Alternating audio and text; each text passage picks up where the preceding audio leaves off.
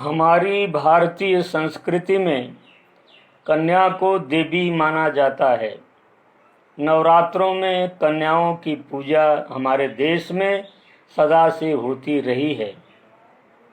दहेज के कारण आज के परिवेश में कन्याओं की उत्पत्ति पर लोग उतने प्रसन्न नहीं होते जितना लड़कों के पैदा होने पर होते हैं। लेकिन ये लड़कियां अपने माता पिता की भरपूर सेवा करती हैं। जब तक रहती हैं पिता माता की हर आज्ञाओं का पालन करती हैं। पिता माता के दुखी होने पर हमारी बेटियां उनके दुख दूर करने का पूरा प्रयास करती हैं। हमारा दुर्भाग्य है कि हमारी विचारधाराएं उनके प्रति आज पुनीत नहीं हैं। गर्भावस्था में ही उन्हें मार डालने की हर कोशिशें की जा रही हैं। पर बहनों भाइयों, हमारे शास्त्रों में कन्याओं के महत्व पर बहुत अधिक प्रकाश डाला गया है। जब हमारी कन्याएं अपने पिता के घर से विदा होती हैं, उस समय बड़े बड़े धैर्यवान पुरुषों की हिम्मत छूट जाती है। सृष्टि की आदि कन्या देवहूति की विदाई के अवसर पर उसके पिता माता मनु और शतरूपा फूट फूट कर इतना रोए कि देवहूति के सिर के बाल भीग गए थे। बनवासी महर्षि कण्व भी अपनी लाडली बेटी शकुंतला के भतृकुल गमन के समय बहुत रोए थे। त्रेता युग में योगीराज महाराज जनक अपनी कन्या सीता की विदाई के समय इतने रोए थे कि उनके आंगन की जमीन भीग गई थी। आज भी हमारी बेटियां जब पिता का घर छोड़ती हैं तब माता पिता ही नहीं, पूरा कुटुंब कुनबा परिवार रिश्ता नाता भीगे नैनों से सिसक सिसक कर उस बेटी को विदा करते हैं। पर याद रखें, जिसके कुल खानदान में परिवार में ये बेटियां जन्म नहीं लेती, वे घर श्मशान के तुल्य होते हैं। भौतिक संसाधनों से भरपूर होने पर भी वहाँ खुशियाँ नहीं रह सकती। कन्यादान दुनिया का सबसे बड़ा दान है। कन्या की विदाई के समय उसकी आंखों से जो आंसू गिरते हैं वे साधारण पानी नहीं हैं, वे आंसू गंगा जल के समान होते हैं। ये दुहिताएं जहाँ नहीं होती वहाँ के पितरों की अस्थियां शुद्ध नहीं हो सकती। इसलिए अपने उदर से रक्त से यदि बेटी है तो उसका सर्वविध आदर व सेवा करें।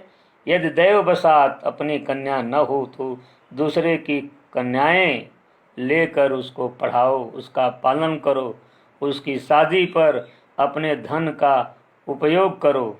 यह संसार का सबसे बड़ा धर्म है।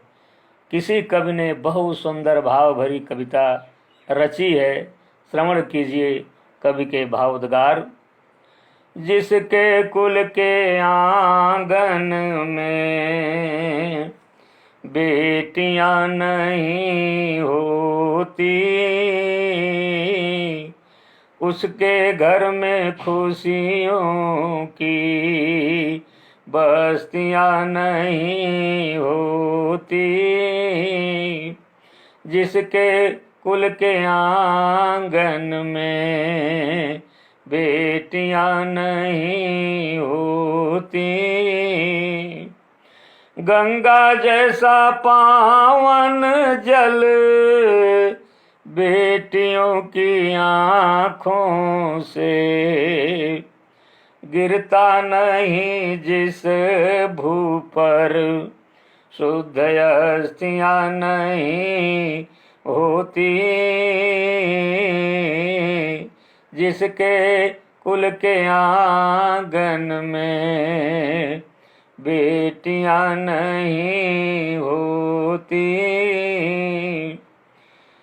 कन्या जैसा पावन धन दान नहीं करते जो, ओ हमारी नजरों में, ओ हमारी नजरों बस्तियां नहीं होती, जिसके घर के आंगन में बेटियां नहीं होती। अपनी हो या औरों की बेटियों की शादी में अपना धन अर्पित कर, बेटी हो या हो पोती, जिसके कुल के आंगन में बेटियां नहीं होती, उसके घर में खुशियों की बस्तियां नहीं